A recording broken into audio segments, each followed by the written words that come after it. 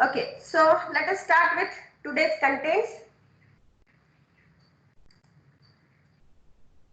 So in today's session, we are going to continue our discussion with gradient descent algorithm, and we'll see how gradient descent can be applied for linear regression.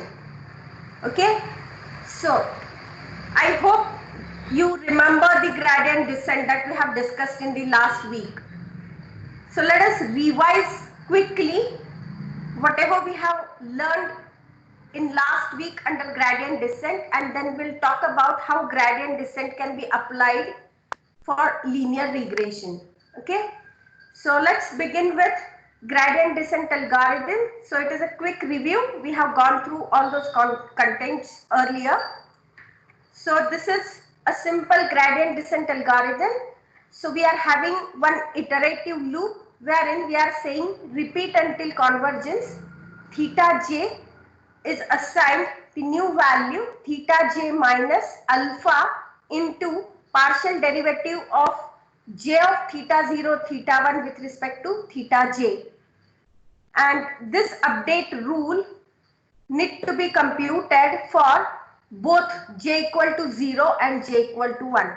So we need to update, as we are having the cost function with two parameters theta 0 theta 1. In this loop we are supposed to update both these parameters theta 0 and theta 1. So our j varies from 0 and 0 to 1, or our j is 0 or 1. Okay, and we are going to update these two parameters in this loop. So as we know, alpha is the learning rate, and this partial derivative, one more term is there that is really very helpful to compute the gradient descent. Okay, now as also we have stated, we need to simultaneously update theta 0 and theta 1, or the parameters, and we have seen what we mean by the simultaneous update. So what we are doing here is we are computing theta 0 minus alpha into partial derivative of j with respect to theta 0, and we are assigning this value to one temporary variable temp 0. Similarly, the second update expression for theta 1 is also being assigned to one more temporary variable temp 1, and after computation of both the update expressions theta 0 and theta 1, so right hand side of this expression is being computed, right, for both the parameters, and then simultaneously we are assigning those values to actual parameters theta 0 and theta 1. So this is what the update is, and we would like to update both the parameters simultaneously in this case, right? So we have mentioned also why this kind of implementation, we say that it is a correct implementation. In incorrect implementation, we have seen that we are computing theta 0 update rule, and immediately we are assigning that value to theta 0. Then we compute temp 1, and then we assign temp 1 to theta 1. But this is incorrect implementation, because after assigning or after updating theta 0, this updated theta 0 is being used while computing temp 1, and that is why this will provide us the different result than the simultaneous update result, and we are interested in simultaneously updating the parameters. So please follow this first approach, that is the correct implementation, simultaneous update. Okay, now we have also gone through the concept how we can find out this derivative term. Okay, so for simplicity we considered the cost function with a single parameter.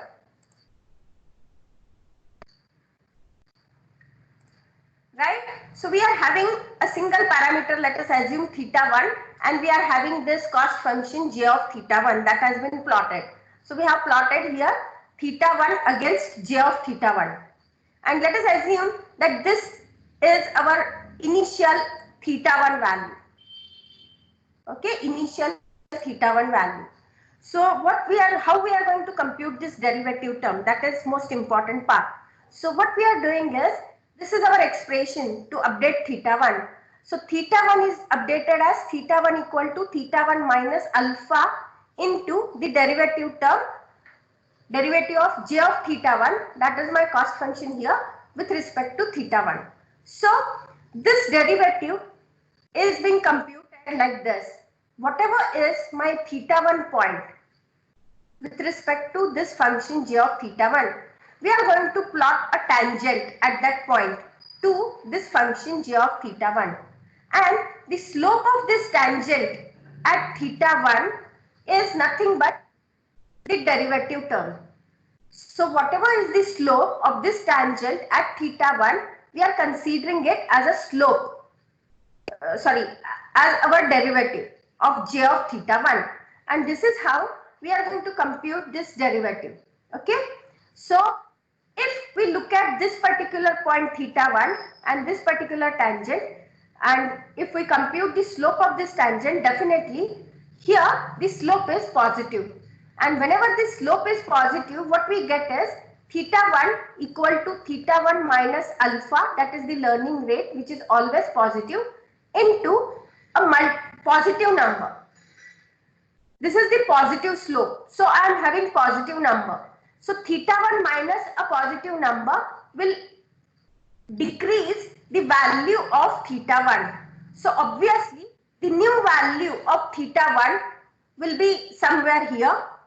Once again, if this is the new value of theta1, let us assume, then once again the same procedure is being followed here. So once again we'll be having a tangent, the slope of the tangent at that point, that is being substituted in our expression, and once again we'll be finding out theta1. So once again theta1 value gets decremented and we approach to this minimum value, right? So this is how we are going to make the progress towards the minimum. Okay, now in other scenario, if my initial value of theta is like this, so this is my initial theta1. So once again we are following the same steps, but now if you look at this point j theta1 at theta1, the slope of tangent at this point theta1 is negative, right? And as this slope is negative, this derivative term becomes negative. So if this derivative term becomes negative, what will happen? I'll be having the expression like theta1 equal to theta1 minus alpha into some negative number. So if alpha into negative number means it is negative number, and theta1 minus negative number, obviously it is theta1 plus some number, right? So in this scenario, if my slope is negative, what will happen? I'll be adding some small number into my previous theta1 value. So obviously what will happen, if I go on adding some number into theta1, I will be coming up with some new theta1 at this position. Once again the same procedure gets followed. So I'll be incrementing the value of theta1 here, and ultimately I'll reach to the minimum. Okay, so this is how this derivative plays a role here to reach to the minimum value. Okay, and that is what we are expecting. We want to optimize this function j of theta1 such that wherever I'm getting this minimum value, I want to use that theta1 as my parameter. Okay, now we also had a discussion about the learning rate. So in this expression, in this update rule, we are having alpha as the learning rate. So we have mentioned that we need to select the appropriate value of alpha. Alpha should not be too small, or alpha should not be very large. If alpha is too small, then what will happen? My gradient descent will become slow. And if my alpha is too large, then what will happen? My gradient descent can overshoot the minimum, and sometimes it may not converge, or even it may diverge. So what we mean by that? So we have a simple illustration for this also. So once again we are having this as the cost function g of theta 1, and let us assume that we have selected this alpha value which is very small. Okay, so if this alpha value is very small, then what will happen? No doubt I'll be having some slope at that theta 1 value. So some very small number actually I am decrementing from this theta 1. So whenever I am subtracting a very small number, because my alpha is very small, right? If I am decrementing very small number from initial theta 1, obviously I'll be having very small steps. I'll be having very baby steps. So following such baby steps, we are reaching to the minimum. So as we are having very tiny steps, obviously the number of iterations those are required. The number of times the theta 1 value needs to be updated are more, and that is how our gradient descent will become slower. Okay, it is bit obvious. As I am walking with very small steps, baby steps, it will take me much more time to reach to my minimum. Right? So if alpha is small, no doubt I will definitely reach to the minimum, but the speed to reach at the minimum will be slow. Now, if alpha is too large, then what will happen? We have seen that if we have selected this theta 1 initially, and if my alpha is very large, then obviously what will happen if alpha is large, whatever is this term that we are talking about, this term will become large because my alpha is large. So if I am subtracting a large number from theta 1, what will happen? No doubt I'll be moving in this direction, right? But as this second term is large, what will happen? I will jump to the location which is far away from the original one. So it may happen that I'll be reaching to this location. Once again, my alpha is too large, right? Here, my slope is positive. So I'll be decrementing theta 1 by a large amount. So obviously I'll reach to here maybe, right? Maybe in the next iteration I'll reach here. So I'm jumping here and there. And it may not be possible for me sometimes to reach to the minimum because my alpha is more, right? And this is the reason why we should not have a bigger alpha, very large alpha, okay? And as I mentioned, we are going to see what are the practical values for alpha, those we may use, okay? Till this point we have covered in the last session. This is just the revision. Now I think you must be in a flow of gradient descent.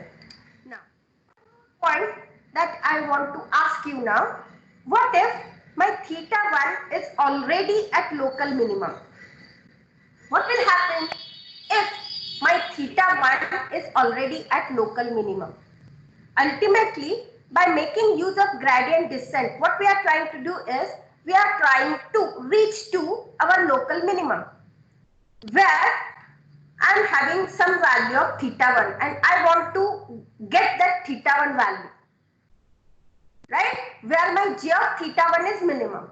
But what if theta 1 is already at local minimum?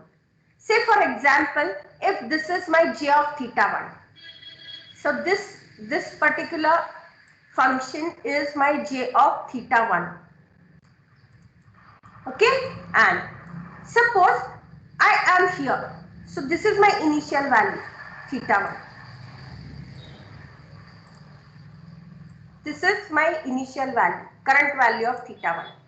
Let us assume this is somewhat, so let us assume that this is the current value theta 1. Okay. So this is my theta 1. So at this point, my theta 1 is at local optima.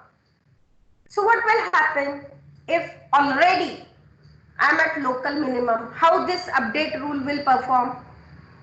Yes, I want the answer from you. if I'm here, then what will Slope will happen be with zero. this update 2? Slope will be zero. Slope will be 0. Yes, correct. So at this point, if I draw a tangent at this point, right, this tangent would be horizontal to my x-axis. Okay, and obviously if I compute the slope at this point theta 1, the slope would always be 0. So this derivative term will become 0, and if this derivative term is 0, obviously theta 1 minus alpha into 0, that would be alpha. So I will be having theta 1 equal to theta 1. So what it indicates? It indicates that my theta 1 value will not change because I am at always local minimum, or I am at the present situation, I am at the local minimum. So if my theta 1 value is no more changing, then I can identify that I have reached to my local minimum. Okay? Any doubts so far? Any doubts so far?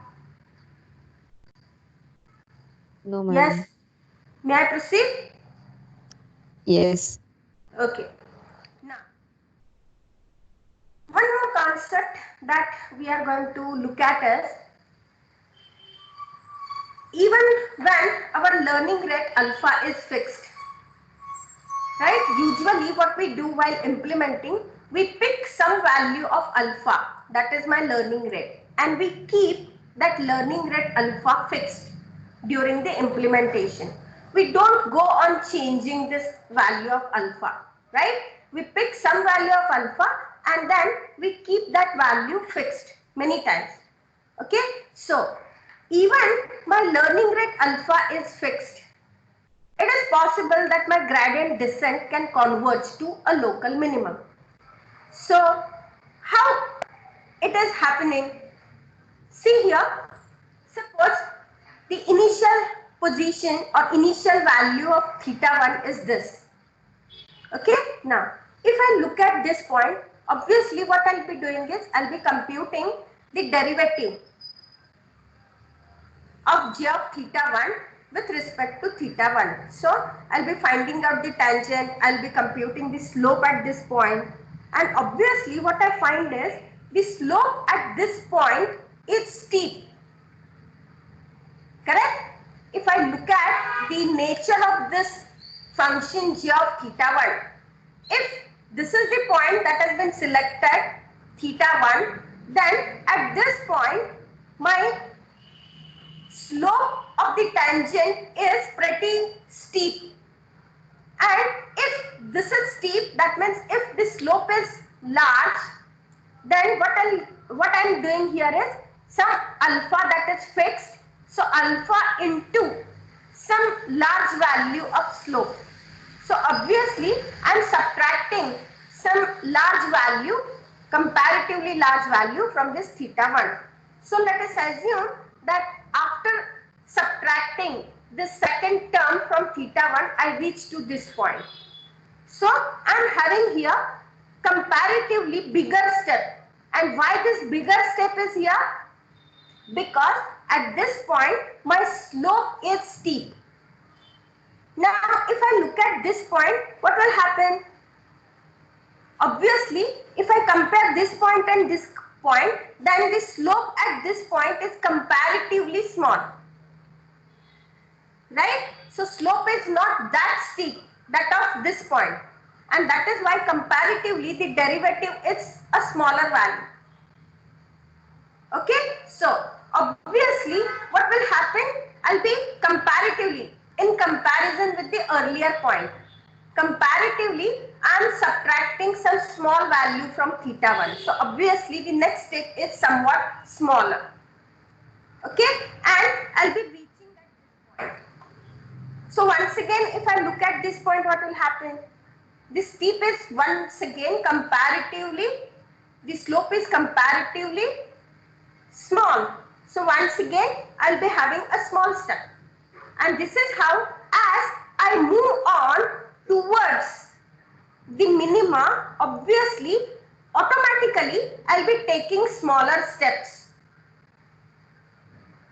right? And hence there is no need to decrease alpha over time, because depending on the nature of this curve, automatically if the slope is more, then I'll be having the larger step, and if the slope is smaller, then I'll be having comparatively a smaller step. So this is how, by making some large steps and by making some small steps, I'll be reaching to my minimum. So even if we are having our fixed learning rate alpha, it is possible that my gradient descent can converge to a local minimum, depending on the nature of my cost function, j of theta 1. So we are having here the gradient descent for linear regression. We are talking about now gradient descent for linear regression. So far whatever discussion we had, that was related to the most popular algorithm, and that was the gradient descent. Okay. So gradient descent typically is being used to minimize the function, any function, right? So not necessarily gradient descent is applied only for linear regression. So in general, how gradient descent works and what are these two terms, learning rate and the derivative, we had at length discussion for gradient descent algorithm. Okay, and now we are going to discuss how gradient descent is applied to linear regression. Okay, so algorithm, we know our gradient descent algorithm. We have gone through this gradient descent algorithm, right? So this is our update rule. So for every theta, we are making use of this update rule to update the value of theta j. Okay, and right now we are assuming that we are having two parameters, theta 0 and theta 1. Okay, so this is what the gradient descent algorithm that we have discussed. Now if we look at our linear regression model, right, simple linear regression model. Simple linear regression means I am having only one feature, right? I am having only one feature. And if we are considering simple linear regression model, we have seen that our hypothesis looks like this: h theta x equal to theta 0 plus theta 1 x, where we are having these two parameters.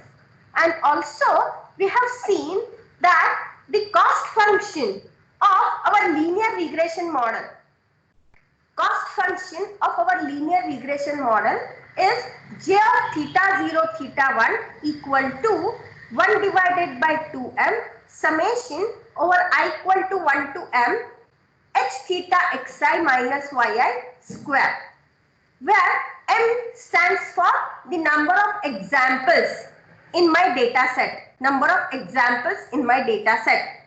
This x superscript I is meant for ith sample, and yi is ith actual output, right? So xi is my ith sample, ith observation, and yi is associated actual output with respect to that ith sample. So we have already gone through this cost function j of theta 0 theta 1 for our linear regression model. Now what we are interested in applying this gradient descent algorithm to our linear regression model to minimize our cost function j of theta 0 theta 1, right? So we would like to apply now this gradient descent to minimize this function j of theta 0 theta 1, right? So obviously what we need to do is focus upon now this derivative term.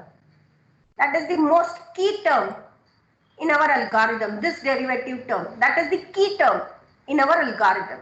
So what we need to do is we need to find out the derivative of this function j of theta 0 theta 1, right? What we want to find out the derivative of this term j of theta 0 theta 1, because this j of theta 0, theta 1, this term is my cost function in linear regression. So I want to minimize this term, right? I want to minimize this term.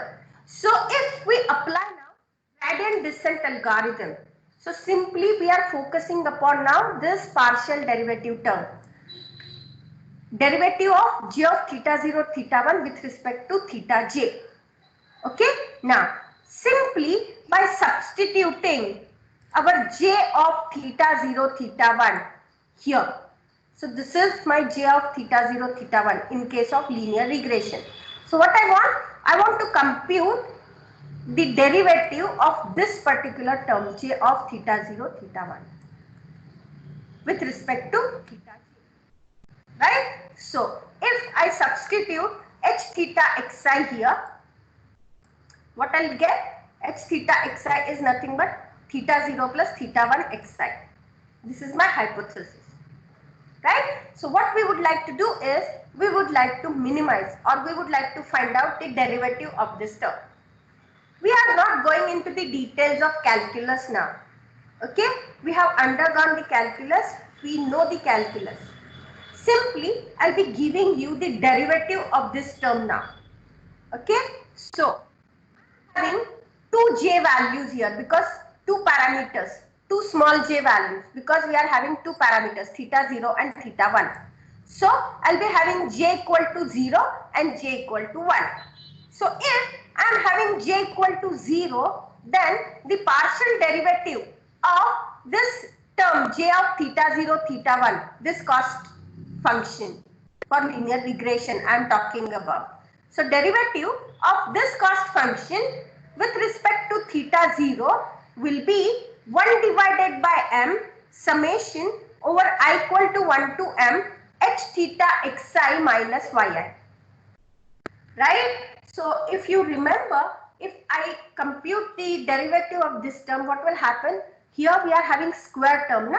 So if I am having derivative of say x square, let us assume if I want to compute derivative of x square with respect to x, then it becomes 2x. Right? So the similar rule I am applying here. So I am having this square term here. So it becomes 2 into this thing. So 2 into this thing means 2 and 2. In numerator I will be having 2. In denominator also I am having 2. So that 2 gets cancelled. And that is how I'll be getting this as the derivative 1 divided by m summation over I equal to 1 to m h theta xi minus yi.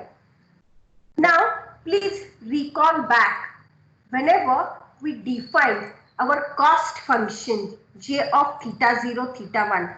Whenever I defined the cost function theta j of theta 0 theta 1, I said that for mathematical convenience, we are having here, instead of 1 divided by m, we are having here 1 divided by 2m. For mathematical convenience. Do you remember? Yes? Do you remember? Whenever we define the cost function for our linear regression, right? I mentioned that for mathematical convenience, instead of having 1 divided by m, that is mean 1 divided by m, instead of having 1 divided by m, we considered this term as 1 divided by 2m. And I mentioned at that point of time that we are making use of this term 1 divided by 2, right? Because we want some mathematical convenience. And here we are making, or we are taking advantage of this term. So whenever we are computing the derivative of this term, it becomes 2 into this term. So this 2 gets cancelled and whatever we are getting is now 1 divided by m summation over I equal to 1 to m h theta xi minus yi. So this is the derivative of my cost function with respect to theta 0 in my linear regression. And similarly, if I compute the derivative of the same term j of theta 0 theta 1 with respect to theta 1, what I'll be getting is 1 divided by m summation over I equal to 1 to m h theta xi minus yi into xi. So this is derivative with respect to theta 0 and this is derivative with respect to theta 1. And these two terms are really very meaningful. These two terms are very important as far as practical implementation of my linear regression is considered. So what we have done in this slide is we have mathematically computed the derivative of our cost function with respect to two parameters theta 0 and theta 1.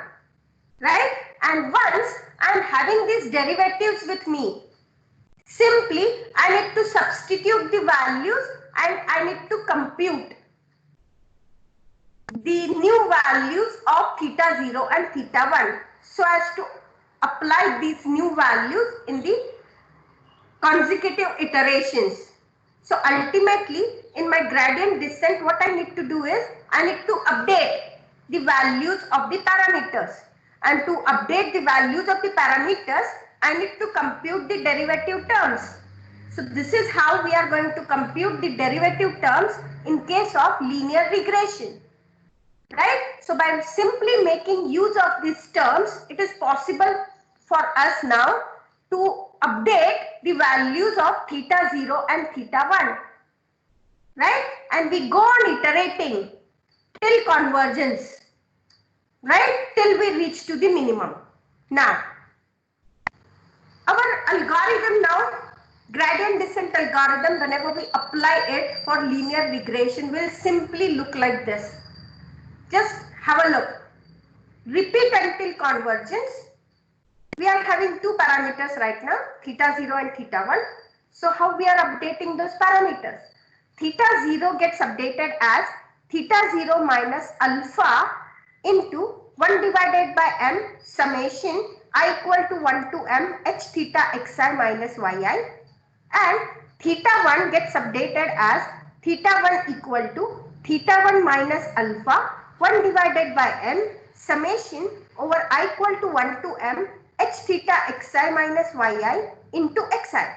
So this term is nothing but the partial derivative of j with respect to theta 0, and this term is nothing but the partial derivative of j with respect to theta 1. So we are applying our gradient descent algorithm for the cost function of linear regression.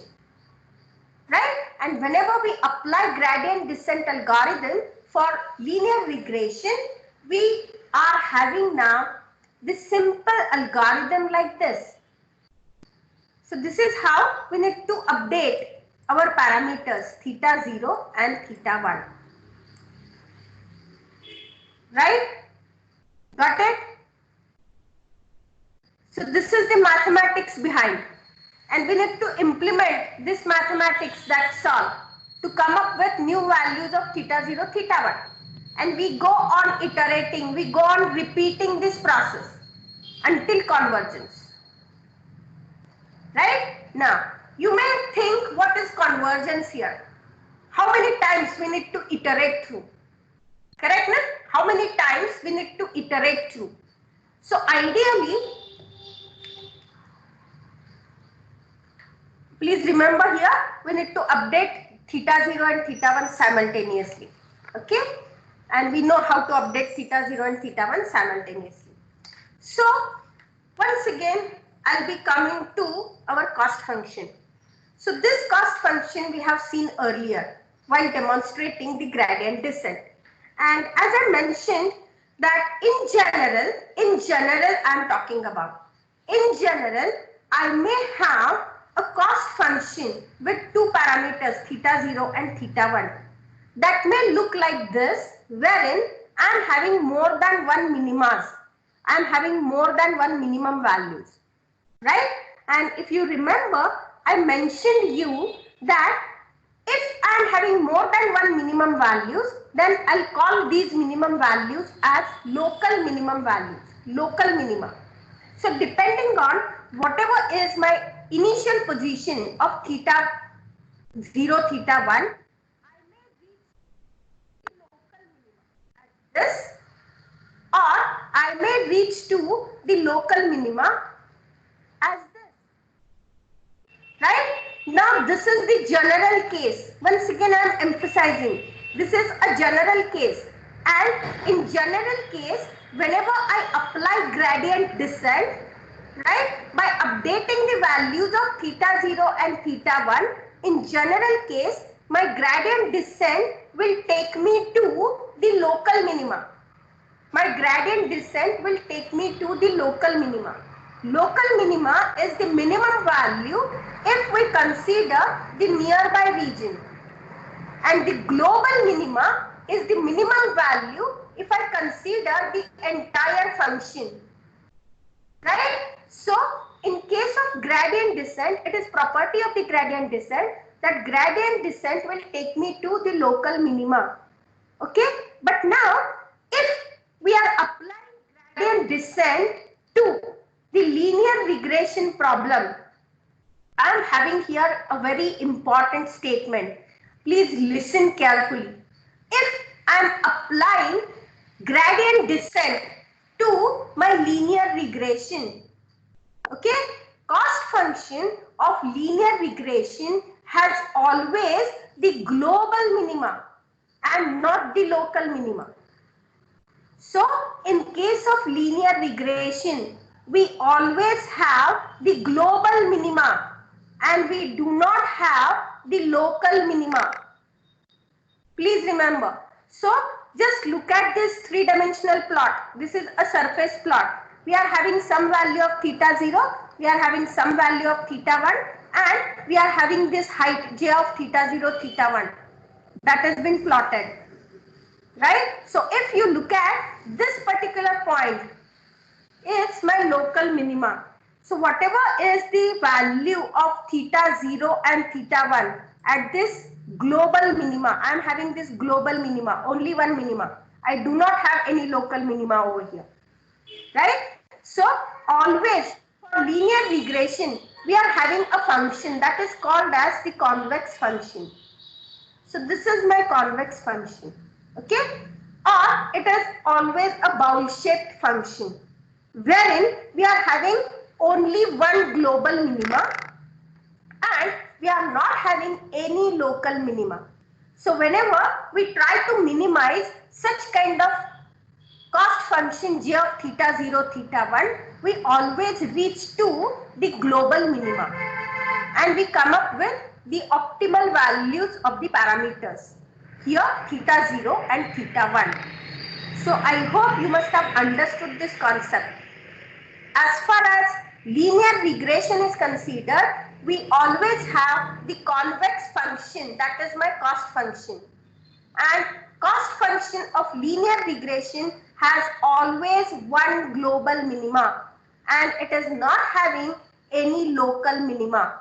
So whenever we try to optimize the cost function of linear regression by making use of gradient descent, always it will take us to the global minima.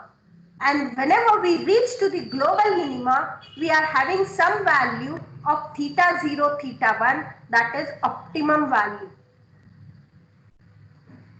Got it? Any doubt?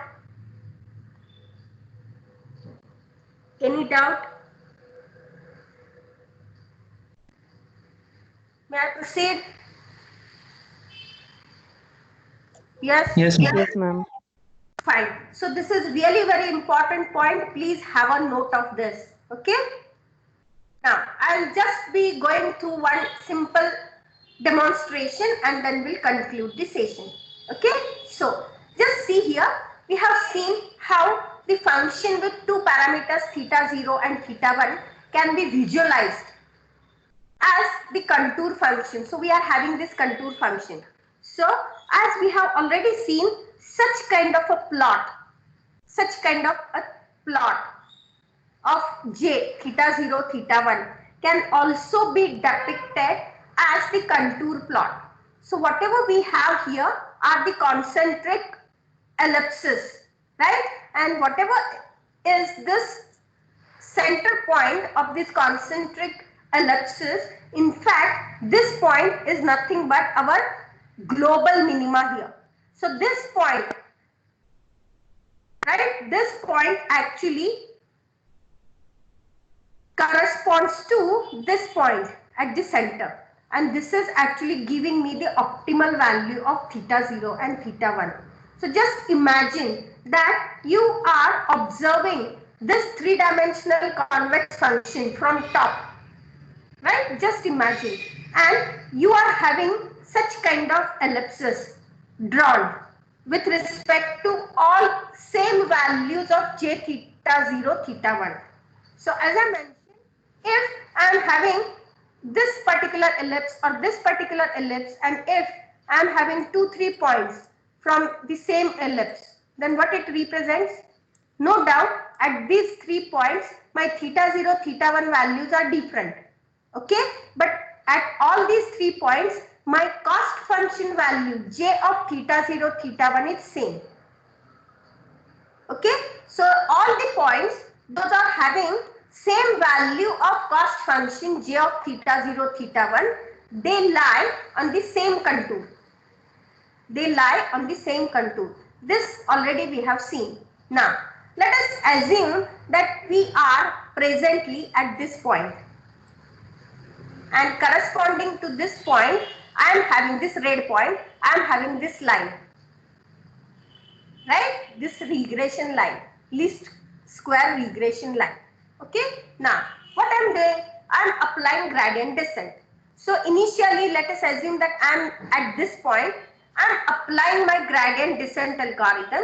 So obviously, after one iteration, my theta 0, theta 1 values get updated, right? So whatever are the new theta 0, theta 1 values, let us assume that new theta 0, theta 1 values are this after the iteration, after updation. So corresponding to this theta 0, theta 1 value, I am having this line.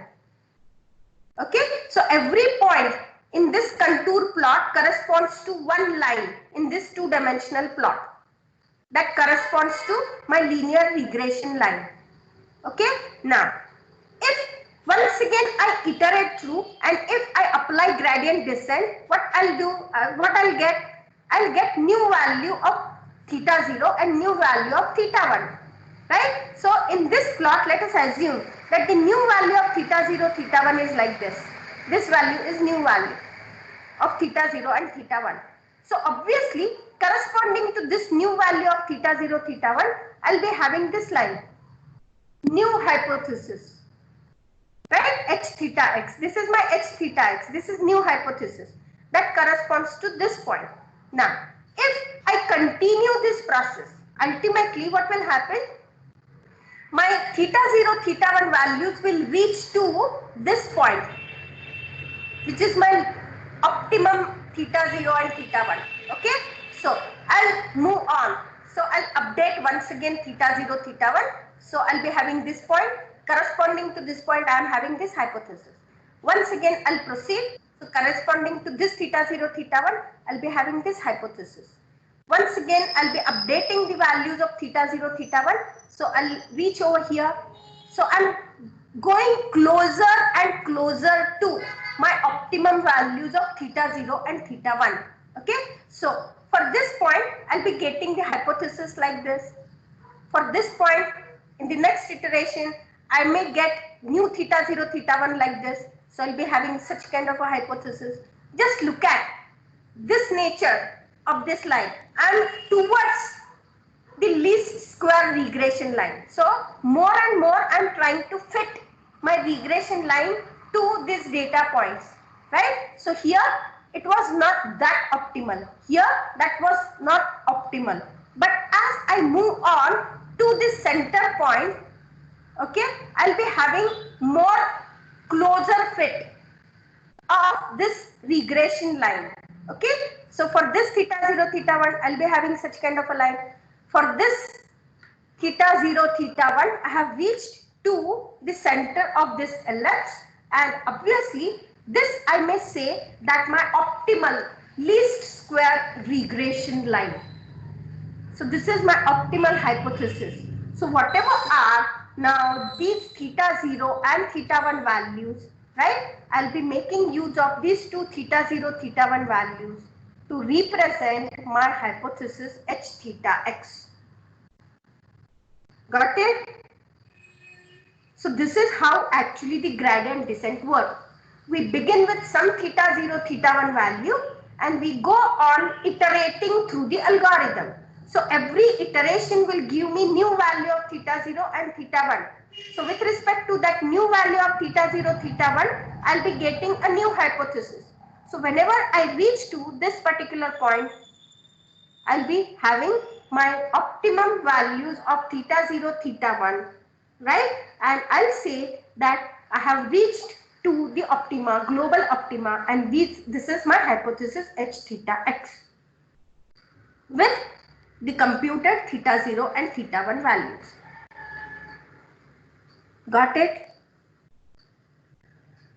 Yes. Yes. Any doubts so far? Any doubt?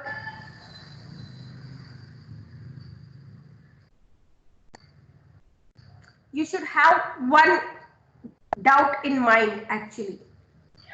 Diagrammatically, we have represented how we are reaching to this global minima. This point is global minima. And how we are reaching to this global minima. How pictorially we can visualize this in two-dimensional plot. And how we can fit the line.